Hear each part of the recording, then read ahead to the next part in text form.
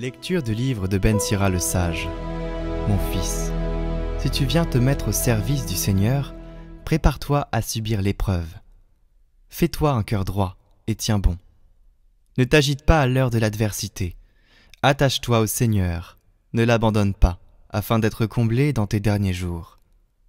Toutes les adversités, accepte-les. Dans les revers de ta pauvre vie, sois patient, car l'or est vérifié par le feu. Et les hommes agréables à Dieu par le creuset de l'humiliation. Dans les maladies comme dans le dénuement, aie foi en lui. Mets ta confiance en lui, et il te viendra en aide. Rends tes chemins droits et mets en lui ton espérance. Vous qui craignez le Seigneur, comptez sur sa miséricorde. Ne vous écartez pas du chemin de peur de tomber. Vous qui craignez le Seigneur, ayez confiance en lui, et votre récompense ne saurait vous échapper. Vous qui craignez le Seigneur, espérez le bonheur, la joie éternelle et la miséricorde.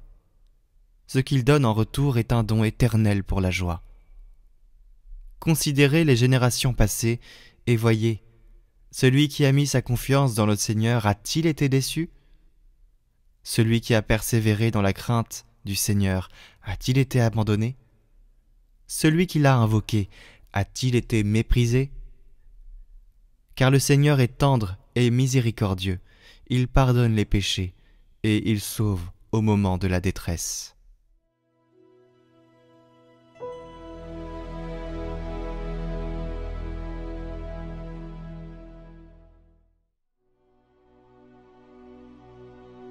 Dirige ton chemin vers le Seigneur, fais-lui confiance, et lui, il agira. Fais confiance au Seigneur, agis bien, habite la terre et reste fidèle. Mets ta joie dans le Seigneur, il comblera les désirs de ton cœur. Il connaît les jours de l'homme intègre, qui recevra un héritage impérissable. Pas de honte pour lui au mauvais jour, au temps de famine, il sera rassasié. Évite le mal, fais ce qui est bien, et tu auras une habitation pour toujours. Car le Seigneur aime le bon droit, il n'abandonne pas ses amis. Le Seigneur est le salut pour les justes, leur abri au temps de la détresse. Le Seigneur les aide et les délivre, car ils cherchent en lui leur refuge.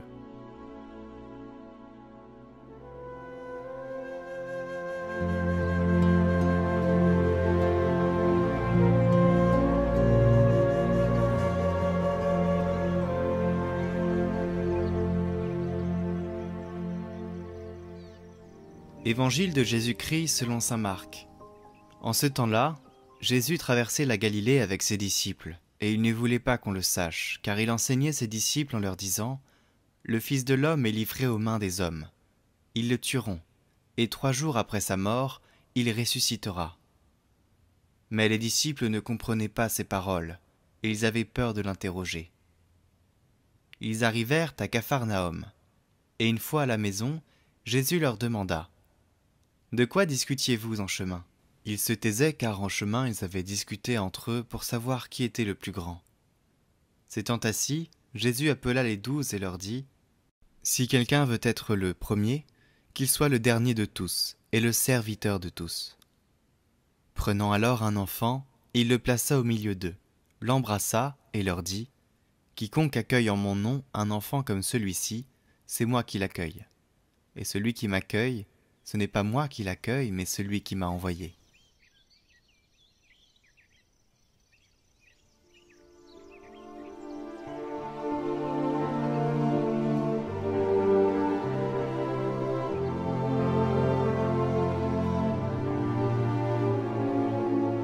Commentaire de sainte Catherine de Sienne.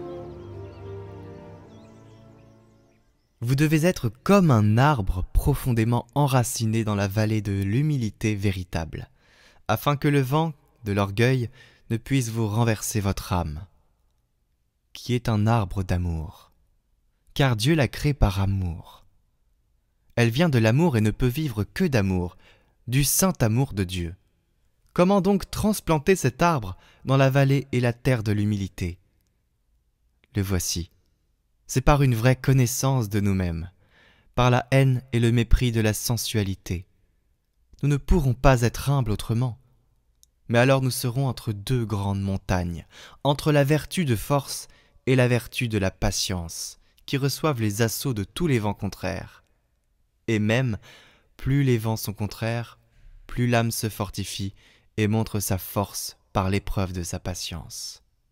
Alors les vertus se conservent et se nourrissent par la doctrine de l'édification qu'on donne au prochain. L'âme porte les fleurs odoriférantes de ses saintes pensées, en jugeant sainement les choses, en voyant en elles et dans le prochain la volonté de Dieu, qui ne veut que notre bien et non celle des hommes.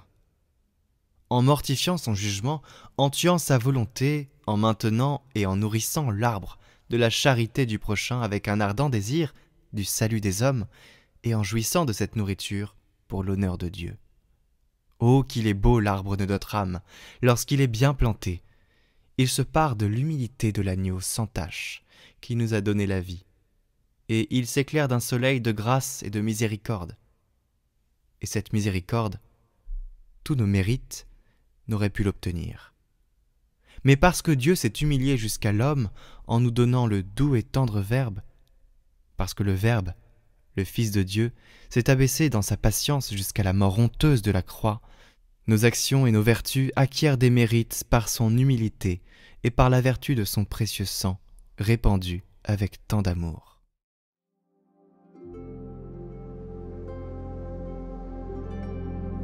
Retrouvez l'encyclique d'Ilexit Nos en livre audio en lien en description et en haut à droite.